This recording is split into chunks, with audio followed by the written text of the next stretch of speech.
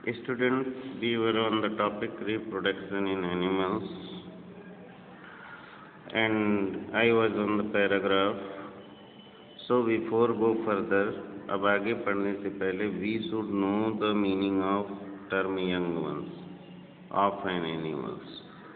तो हमें एनिमल्स के जो यंग वन टर्म का यूज़ करते हैं उसकी मीनिंग समझनी चाहिए। तो यंग वन क्या होता है? Newly born animal is called young one. जो नया जानवर पैदा होता है यानी बच्चा पैदा होता है किसी जानवर का, उसको हम लोग बोलते हैं यंग वन।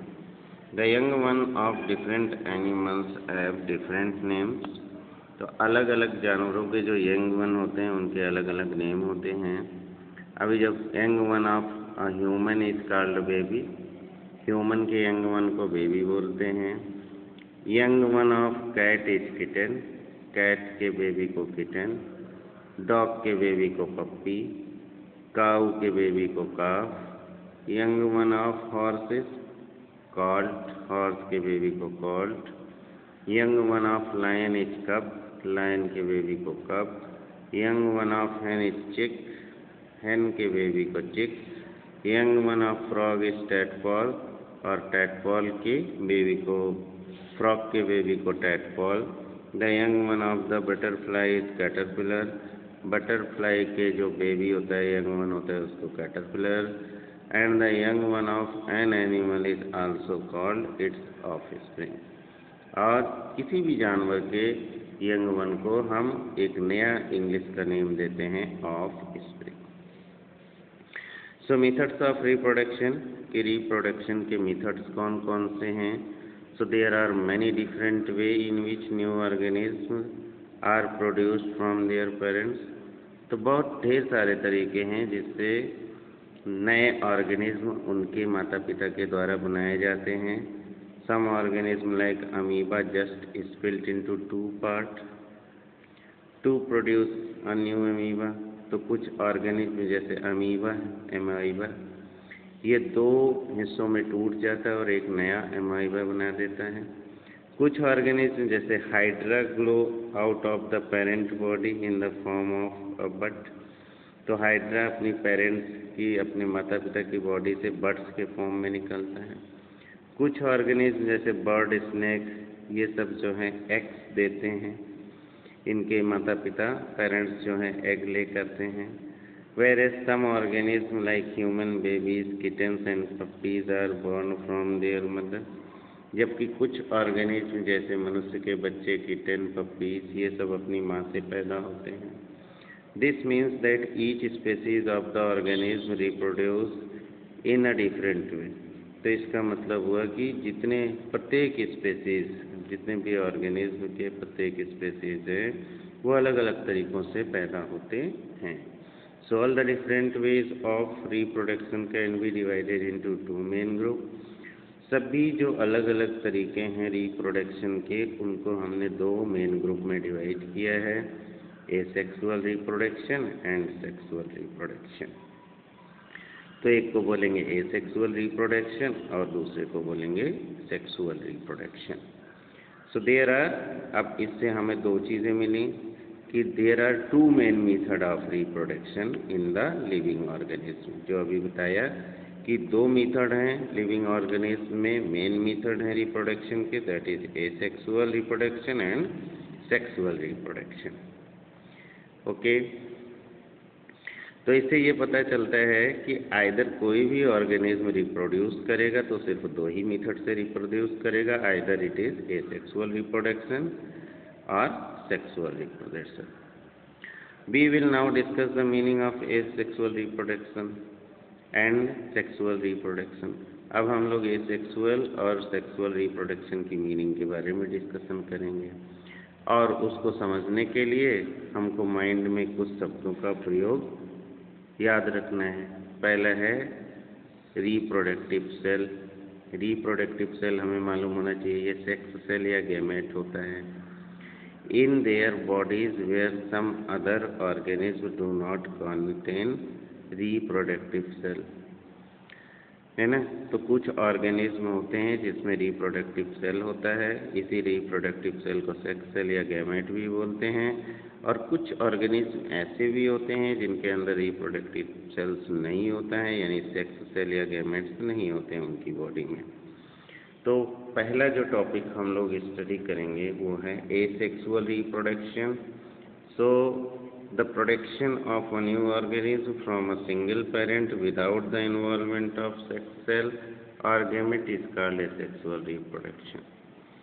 तो एसेक्सुअल रिप्रोडक्शन में क्या होता है कि जो नया ऑर्गेनिज्म बनता है वो सिंगल पेरेंट यानी एक ही माता पिता होते हैं, दो नहीं होते हैं, एक माता एक पिता नहीं होता है, बल्कि एक सिंगल पेरेंट्स होता है और इसमें सेक्स सेल का कोई इन्वॉल्वमेंट नहीं होता है या इसमें गैमेट्स का कोई इन्वॉल्वमेंट नहीं होता है, इनके अंदर गैमेट्स नहीं होते हैं, इसलिए हम इसको बोलते हैं एसेक्सुअल रिप्रोडक्शन।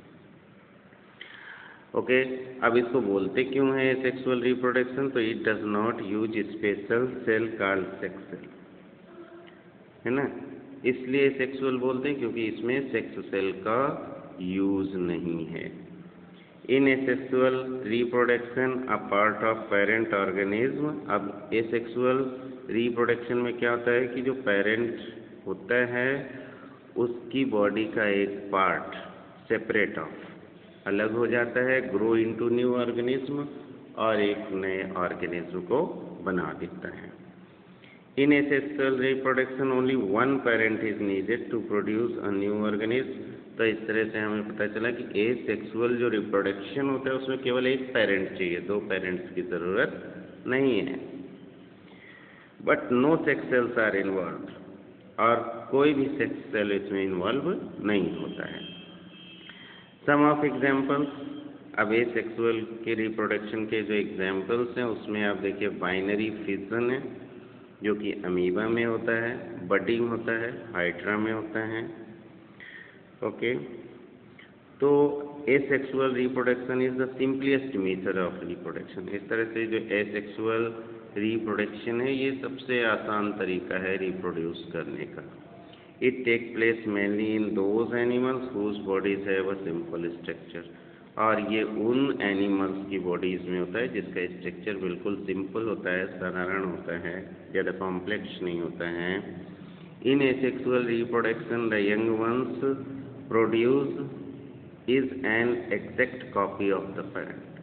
अब इसमें एक बड़ी बात है कि एसेक्सुअल रिप्रोडक्शन में जो उनका ऑफस्प्रिंग आता है यानी जो उनका बच्चा होता है वो अपने पेरेंट का एग्जैक्ट कॉपी होता है, सेम टू सेम, कोई भी डिफरेंस नहीं होता। सेक्सुअल रिप्रोडक्शन, तो naturally the production of a new organism from two parents by making use of their sex cell is called sexual reproduction. तो जब कोई न्यू ऑर्गेनिज्म अपने दो पेरेंट्स से यानी एक मदर एक फादर से सेक्स सेल का यूज़ करके रिप्रोडक्शन करके पैदा होते हैं तो उनको बोलते हैं सेक्सुअल रिप्रोडक्शन। सेक्सुअल रिप्रोडक्शन में सेक्स सेल एक पेरेंट का दूसरे पेरेंट के सेक्स सेल से जाके कंबाइन करता है और क्या बनाता है? जाइगोट बनाता है। Zygote then grows and develop to form a new organism। और इस तरह से जो जाइगोट जो होता है डेवलप होता है, बड़ा होता है और एक नए ऑर्गेनिज्म में कन्वर्ट हो जाता है। In sexual reproduction two parents are needed to produce a new organism. तो सेक्सुअल रिप्रोडक्शन में आपको पता चला दो पेरेंट्स की ज़रूरत होती है रिप्रोडक्शन करने के लिए, नया ऑर्गेनिज्म बनाने के लिए। The two parents which are involved in sexual reproduction are called male and female. और इस तरह से जो दो पेरेंट्स होते हैं एक मेल होता है और दूसरा फीमेल होता है। The male and female parents have special organs in them. Male और फीमेल पेरेंट्स में उनके स्पेशल ऑर्गन्स होते हैं सेक्सुअल रिप्रोडक्शन करने के लिए। ओके, तो the human, fish, frog, cat, dogs all reproduce by the method of sexual reproduction. Example में बता रहे हैं कि जो ह्यूमन बींग्स यानी मनुष्य, फिश, फ्रॉग, कैट, डॉग्स ये सब के सब जो है सेक्सुअल रिप्रोडक्शन करते हैं। इन sexual reproduction the young one produced is not the exact copy of the parent. अब खास बात देखिए कि सेक्सुअल रिप्रोडक्शन में जो बच्चे बनते हैं वो बिल्कुल अपने पेरेंट्स की तरह के नहीं होते, एग्जैक्ट कॉपी नहीं होते हैं, उसमें कुछ ना कुछ डिफरेंस ज़रूर होते हैं। The basic difference between sexual and asexual reproduction is that only one parent is needed in asexual reproduction, whereas two parents are needed in sexual reproduction.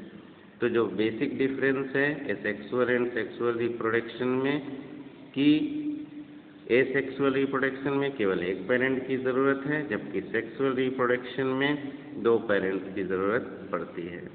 Another difference is that there no sex cell are involved in asexual reproduction. दूसरा जो difference है ये sexual reproduction में sex cell का कोई involvement नहीं होता है, बट सेक्सुअल रिप्रोडक्शन में सेक्स सेल का इन्वॉल्वमेंट होता है। That's all.